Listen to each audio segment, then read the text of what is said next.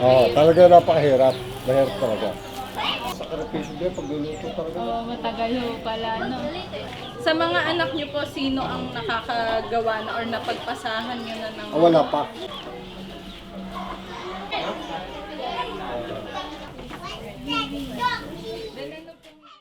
Welcome to Project Autop, One Town, One Product, where we introduce and give deep appreciation to one of the wonderful produce of our local communities.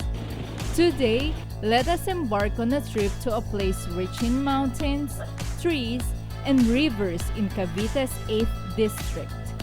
Welcome to Magallanes, Cavite. Yeah, so we are here again sa Magallanes, and this time, it is for our Autop project. Wherein, today po atin pong matututunan kung ano po yung proseso ng paggawa ng tilbok. Makakasama po natin ngayon yung atin pong magiging tour guide. Let's all welcome with a round of applause. Si Sir Mark. You say hi, Sir Mark. Hi, Sir Mark. Po ba siya tinawag po na tilbok po? Sa mga tatanda pa po kasi yung galing. At a young age, Mr. Mark has been working as one of the guides for about 10 years now for those who wish to explore the available summits. Our first objective is to collect fresh young coconuts, the main ingredient in making tilbok. The source of the coconuts lies at the foot of a mountain. In there, the beauty of nature, such as farming animals, parts of rivers, and various kinds of trees and wild plants, was present. I'm excited po because today po yung purpose naman po namin is to know po yung pangunahing product po dito sa Magallanes po, which is tilbok.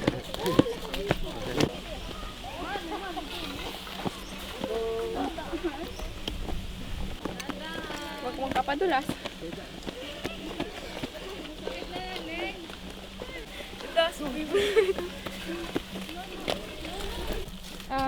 Sabi po ni Sir Mark, malapit lang daw po yung pagkukuhanan po. Pero actually po, malayo-layo po siya. Please, stop doing to it. Ay, po. Ikiraan lang po. Tandaan lang, kapit ka sa akin.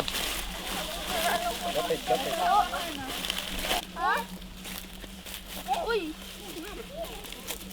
We arrived at a place surrounded by tall coconut trees. Using an improvised tool called tikin, a sickle mounted on a long bamboo pole, Mr. Mark started collecting the coconuts by cutting them down from the trees.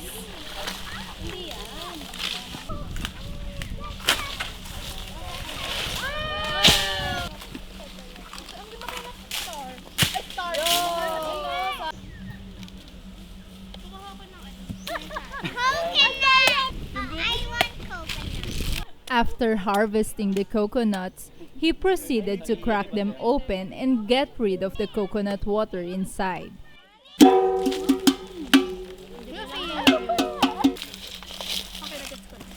Ganun lang ko, sir.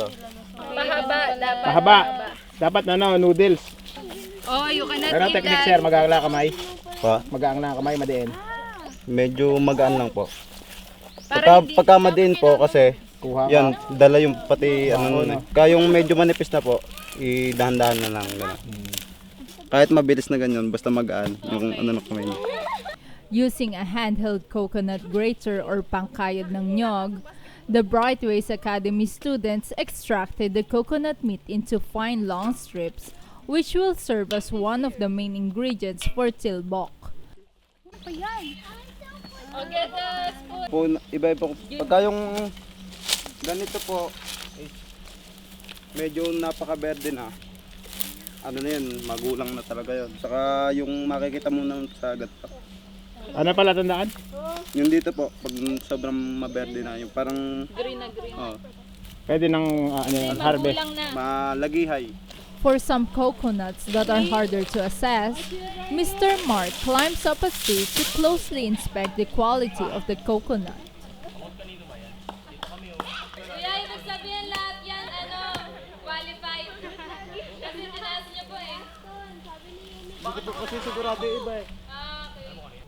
It requires arm and leg strength, endurance, and enough flexibility to easily grip the tree between your feet.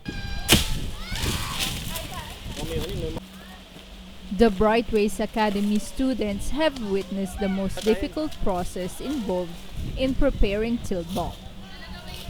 Simula po bata po, naakyat na po kayo ng mga ganito pong ano. Hindi po. Siguro na mga 10 years old lang ako. Bata yun. Bata yun! Bata pa lang. Batang... Bawa sir, gusto namin matutong ganyan, akyat-akyat na nyo. Ano una namin training? Training. Marami po. Legwork. Legwork. Yung ano nyo po, dapat talagang matigas. Saka ito. Yung nakastro ka. Yayapos ka talaga. Oo. Pag ano, malalaglag. Mga ano po siguro to, hanggang 3 hektarya sir. Ito pa. Pero yung mga lupa po rito sir, mga titulado ba to? Apo. Ngayon po ay nandito po kami sa kung saan po kinukuha po yung mga buko po. Kanina po ay na-observe po namin si Sir Mark kung paano po niya binubuksan po yung ano po, mga buko po para po makainom din po kami ng buko juice. So thank you din po sa free buko juice po. And pagkatapos po ng buksan ay kinakayod po yung meat po ng buko. And ito po yung ngayon yung ano po ginawa po ng mga students po.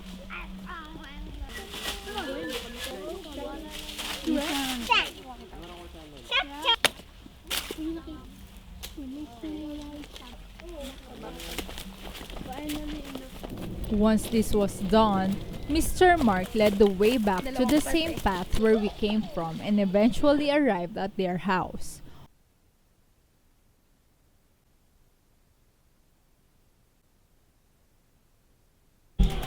Mahirap na yun sa bukot. Bakit po pag matigas po ba ano mangyayari?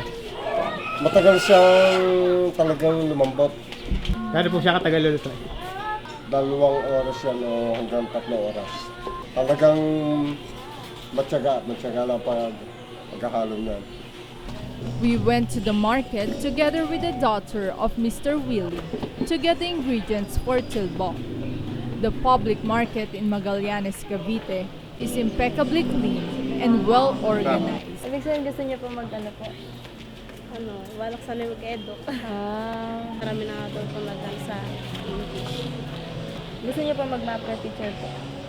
Music po ba? Physical Ay, sa education? music lang po maano. Natagtagan po kayo ng ano po, instrument? Hindi po, nag-aaral pa lang po sa church.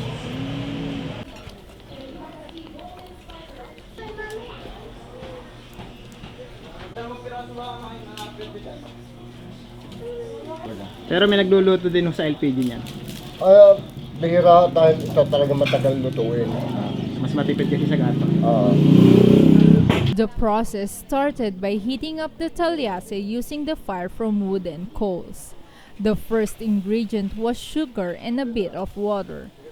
It was stirred continuously for a few minutes until the consistency was thick and sticky enough. Mr. Willie demonstrated the proper way of stirring the mixture. He has been doing this for more than 2 decades now and has been in this business since he was a teenager. Binata pa ako siguro mga 16 to 18 years pa lang ako. Sa mga anak niyo po, sino ang nakakagawa na or napagpasahan niyo na ng... Wala pa. Wala pa. Ibig sabihin, hindi pa sila tumutulong-tulong lang, pero tulong hindi pala pa sila nila sa- kaya. Hindi pa nila kaya talagang... The coconut strips were poured next, followed by cans of evaporated milk. The students continued to stir the talyase to prevent it from hardening and burning, while Mr. Willie prepared the next ingredient.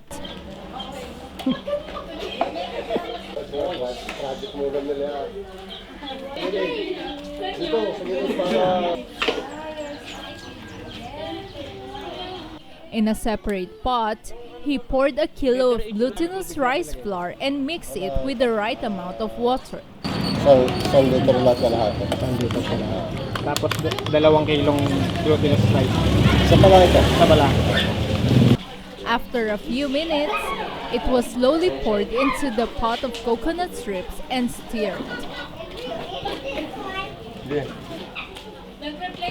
The same process was done for another batch of glutinous rice flour, and then it was followed by adding cans of condensed milk and powdered milk, further giving the sticky texture and sweet taste of tilbok. Kadalang sakripisyo din pagluluto talaga. Matagal ho pala, no?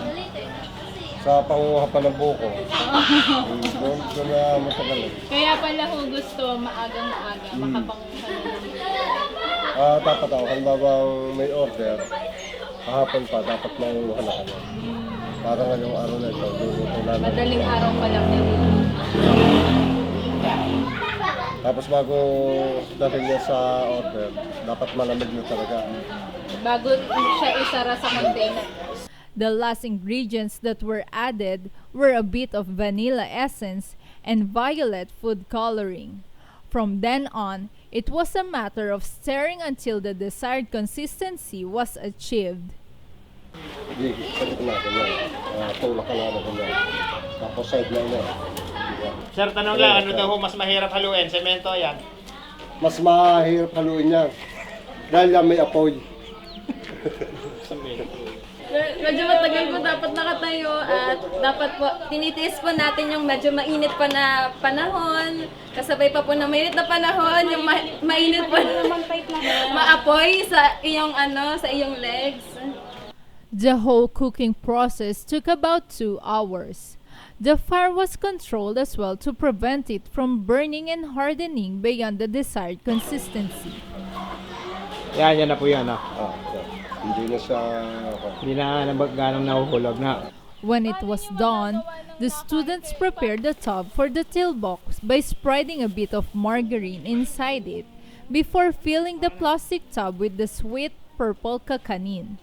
The process of this traditional kakanin can only be properly done with such attention and physical effort.